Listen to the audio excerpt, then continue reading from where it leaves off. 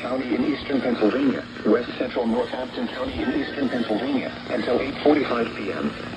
At 2:46 p.m., Doppler radar indicated thunderstorms producing heavy rain across the warned area. Between 1 and 2 inches of rain have fallen. Additional rainfall amounts of 1 to 3 inches are possible in the warned area. Flash flooding is ongoing or expected to begin shortly. Hazard: flash flooding caused by thunderstorms. Source: radar.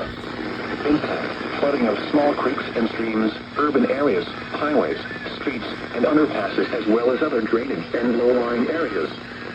Some locations that may experience flash flooding include Allentown, Northampton, Kutztown, Hamburg, Slatington, Wildford, Topton, Lyons, Lenhartsville, Clousville, New Tripoli, and Jordan Valley.